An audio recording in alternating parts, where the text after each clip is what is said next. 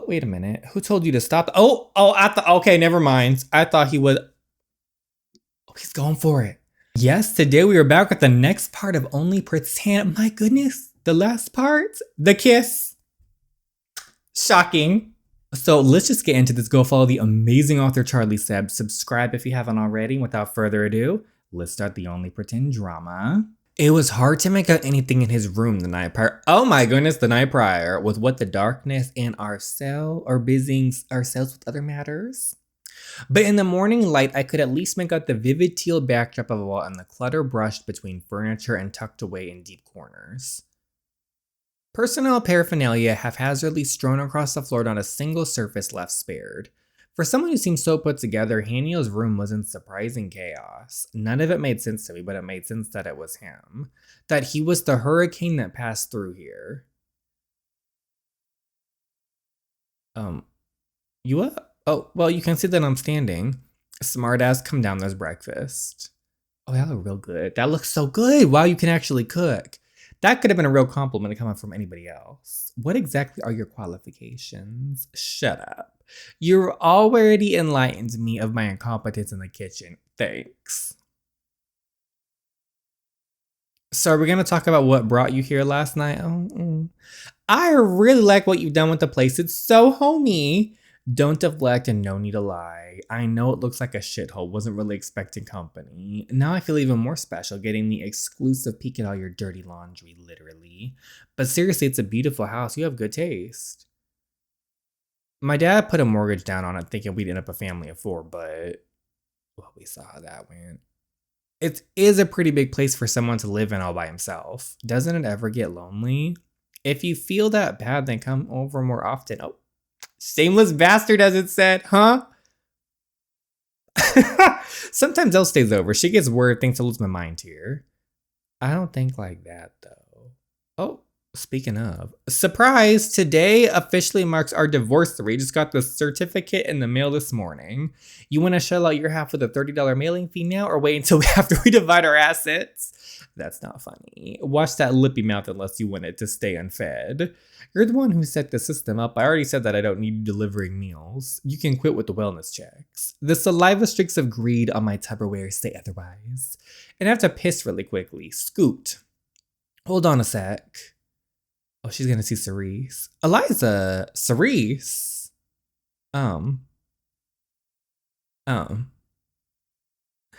What's going on here? She needed a place to stay over. I'm sure she did. It's really not what you think. Well, it sort of is. I can explain. You don't owe her an explanation for anything. Actually, she does. You're both married. Elle, don't try and play that shit with me. Sorry, let me rephrase that. She's married. Oh, this is just... Are you busy today? And it looks worse because people don't know the inside story with Cerise and Sawyer. And technically she is married. So was it right? I mean, no. And it looks bad, especially from the outside in. So I don't blame Eliza for being like, what is going on here? I don't know. Isn't it Saturday? Perfect. You can catch me up on the drive to brunch. I'm meeting with a friend in Soho. Come on. She just ate. She can speak for herself. Thank you very much. That sounds lovely. Actually, I'll go freshen up. Uh-oh. I wonder if she's going to try to get info. She's married, Dan. To a jackass. So what? Okay, just because he's scum doesn't mean you have to stoop to his level. The voice of reason that we don't want to hear. It's not just about the optics of it. I mean, have you ever taken a good look at who she married? He's not just some random guy, Dan. None of this will end in a simple divorce. You know best of all people what those kinds of men are like. You think they can just sit and take that big hit to their ego, right? Because what a mess up like me doing thinking I could compete with them. Dude, not the point. You would only set his anger off to go after you. He can sure as hell try. You don't know what he's capable of, and neither does she. She won't be able to walk away scot-free from him either. And why not? She's got the money. She's got the name. She doesn't need him, which she protected by marrying him. What did she protect by marrying him? Did you not know that? I thought you knew. She seemed so close to you, and I thought because she knew Vanessa and I were. She's been talking to your sister? Oh no! What's wrong with me? Jan, you promise you won't tell anyone, right? Vanessa's in deep shit if it gets out that she breached client attorney confidentiality. If you explain to me right now what the hell has been going on. Oh my gosh! This is just going places. Okay, spill, girl. Before her accident, Cerise had already started a motion for divorce with Vanessa's firm. It's not a real marriage yet, at least not emotionally, it's just business. But it's all a haze right now because what this business really is. Cerise already had her doubts about it before the accident. Cerise, why? This messes everything up. Yeah, her company was supposedly doing fine. Wait, what do you mean by that? Oh no, everybody's letting things slip on accident. Now, hold on, have you already thought about this? Or no, have you looked into it? Oh my gosh, Jan, and you didn't tell her. Tell me what. Oh my gosh! Oh my gosh, that those bed sheets probably haven't been washed since Thanksgiving. Scrub well tonight, Cerise. F off. Cerise, I'll just meet outside. I'm the red sedan parked out front. This is so messy. Didn't smell that way. How much did she hear? Thank you for letting me stay last night and for breakfast. Okay, I don't think she'd be this friendly right now if she overheard that. And everything else. Oh, my heart rate went up from that. Okay, let's move on from this. Let's move on. Let's go have a good day. Who's he calling? Sir, I think we need to talk. Oh, not the sir. That's McKinney. Save for the low hum of the heater and Eliza's manicured nails tapping an obscure tune against the steering wheel, the drive into Soho was quiet. In her presence, I seemed to sober realize that a world existed outside of the safe bubble of Haniel's home. A world that was very real and that I very much needed to confront. My fingers hovered over the send button on my screen for several beats. I wasn't sure whether it was my own will or the sudden jerk of the car into a red light that made the decision in the end for me. Is she texting Sawyer? Can we please talk? Ooh. Though I suppose I wouldn't exactly be jumping the gun to speak to me either. But I had to know. More than ever, I felt the need to suppress this impending sense of doom that something bad was going to happen. That stomach-turning anxiety when you realize there's a phone or key-shaped absence digging into your pocket, but far more fatal. If there's anyone who would know anything about my relationship with my mother before my accident, answer, oh no, who? One coffee chat. Be honest for an hour and I'll drop the charges. When? Okay, it's Sophie. Oh my gosh, we are getting places, people. Oh my gosh. Okay, he wants to talk in the study. Okay, now, but we're back with Daniel and McKinney. Take a seat. She knows about everything being arranged. She knows. A contact informed me this morning that she's reunited with the divorce attorney she consulted before the accident. Cerise didn't tell you herself. How did your contact come by this information? Are they acquainted with the attorney themselves? That doesn't matter. Why is this man just sitting here? Does he have to listen on this too, one? Agent Aviard, please excuse us. Okay, so now what's going on? If Cerise already has her suspicions, can't we consider involving her in the investigation? I would usually find no harm in it, seeing as she has already elected to conduct one herself. But unfortunately, the girl is still suspect in her company's dealings. I have my own reservations about her independent investigation, wherein she may have tampered with items. Oh, implicitly her name. With all due respect, that doesn't seem like her nature. Oh dear, this is... You're only inclined to believe so because she has yet to find anything against her name. Or at the very least, she has done a stellar job of concealing the extent of her awareness. She kept the matter for divorce attorney hidden from you, no? Why withhold that information unless she had doubts about your intentions?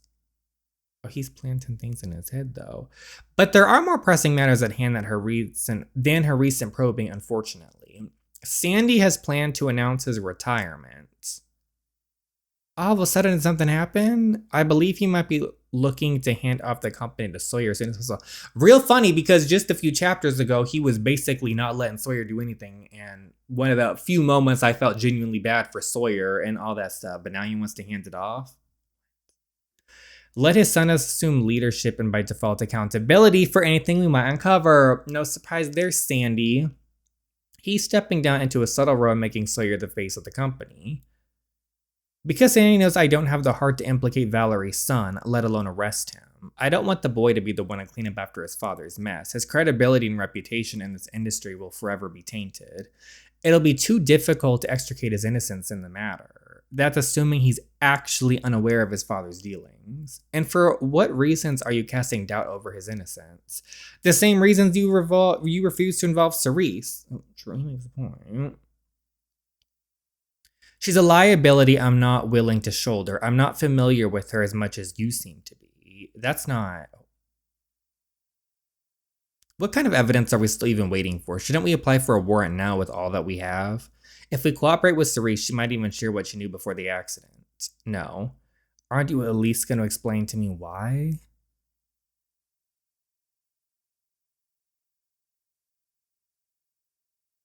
Sir, Watts, never mind about the warrant. I will deal with it when the time comes. What I need you to do is keep an eye on Nathaniel Montana for me. Oh? Who? That's the police officer. He's been meddling with my investigation. It's not important how or why. All that you need to know is that he is a threat. A threat? Isn't he trying to get to the bottom of it too? Even more so now that I have requested his termination from the NYPD.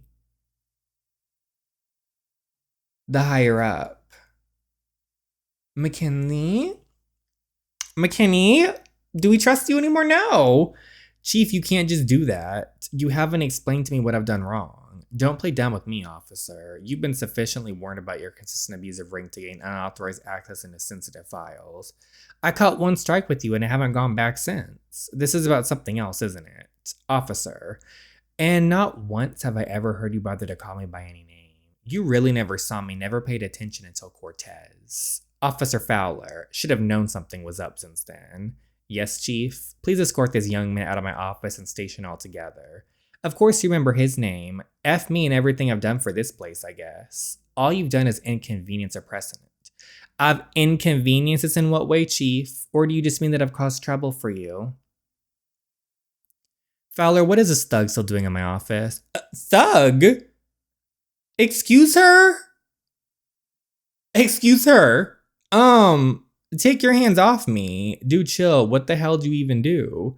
Who cares? Not like if I told you, you do jack shit about it anyway. I was asking to be polite, Jesus. But try and cause trouble closer to another station, Montana. This chief? I question a lot of things now because to my knowledge, Nathaniel was trying to get to the bottom of what happened and he was learning about what happened in the past between the two families and their secrets. So why is McKinney doing this now? Am I forgetting something? Does this mess with the case of taking down Sandy? I don't know, but very interesting. Where to? And I find it also very interesting that McKinney has direct contact with this corrupted chief. Lauren and Owen's co-office. Oh, he's going there, y'all. Oh, he's going there. Sir, if I may speak, you may. I'm not sure Agent Watson can be trusted much longer. And who are you to say that? I'm well aware, but this won't be for much longer. That's what the Cortezes are for. And what if he talks? Travis? Oh, no, he won't talk. You were there the night I got the call about the thieving bastard. One of the rowdier dogs, but a dog is still a dog. They can be tamed. Don't make this any tougher for yourself, champ. Oh, we're seeing a whole new side of McKinney.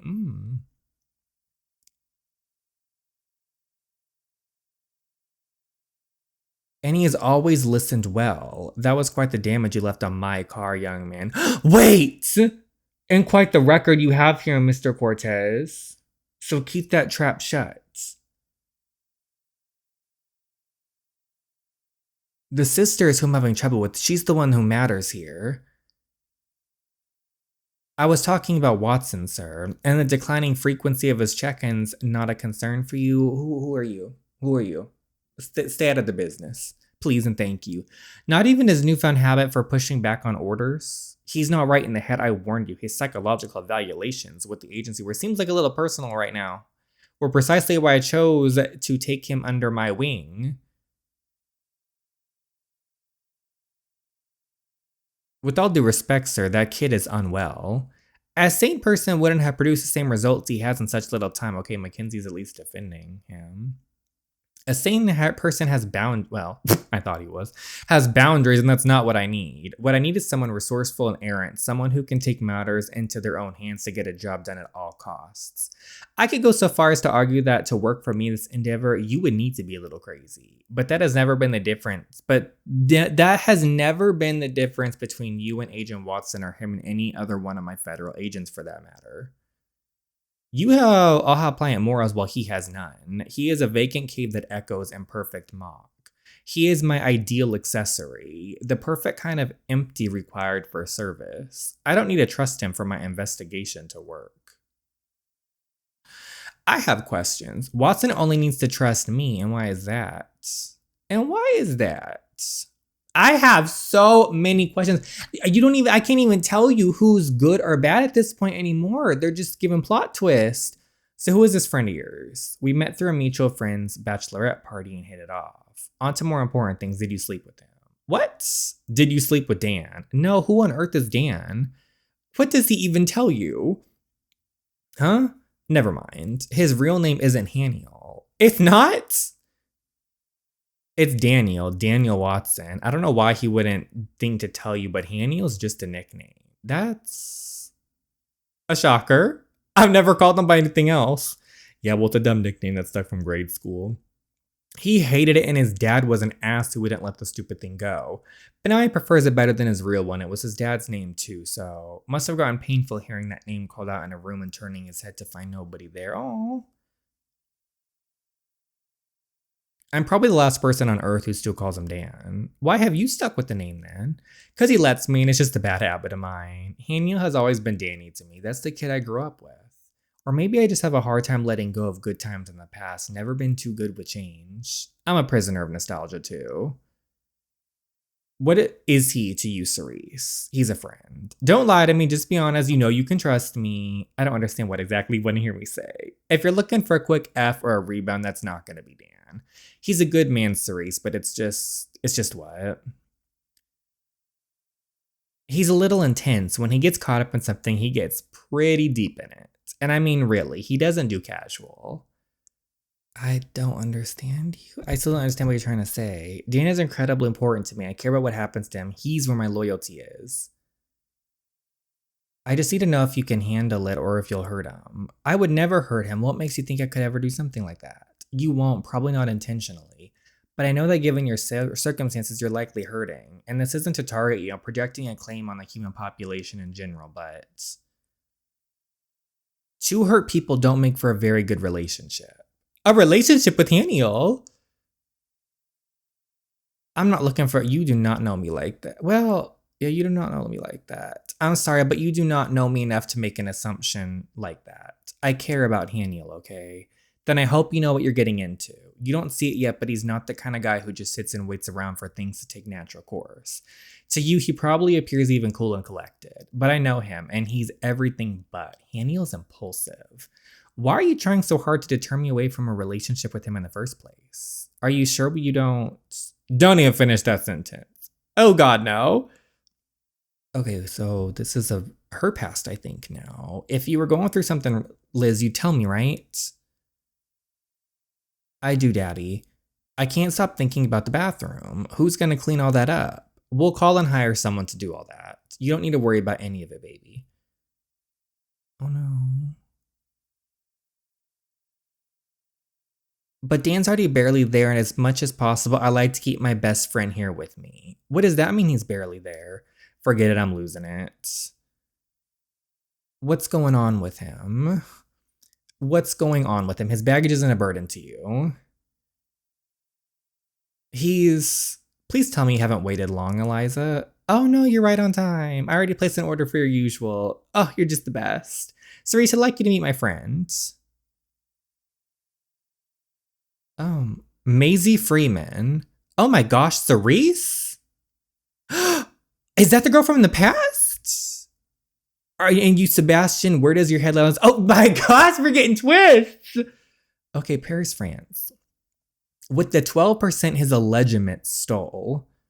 All right, then let's go with that. And what about your heart? What a childish question. My heart and my head are one.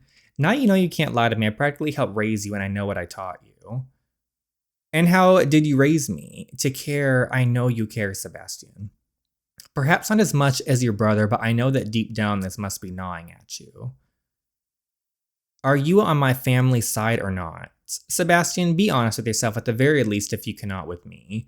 Did you send Illy to America because he was the best man up to the job or because you couldn't bring yourself to do it? When have you ever trusted your little brother to handle this company's affairs in all your life?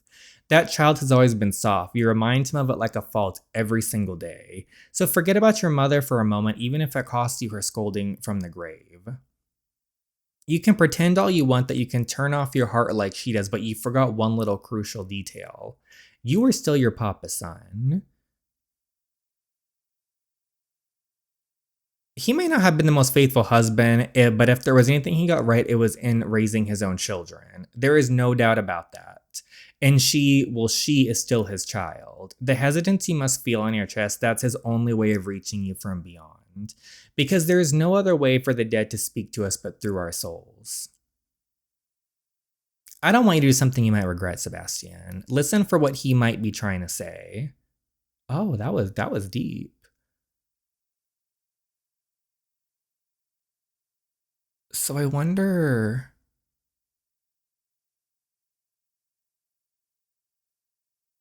You've reached the voicemail of Giovanni Leong. Please leave a message and I'll get back to you as soon as possible. He's calling again. Interesting. Very interesting. I don't know. I don't. Huh. Huh.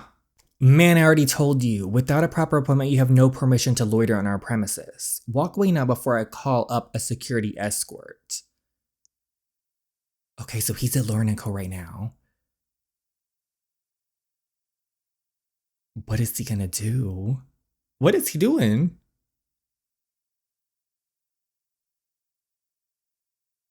Who is this?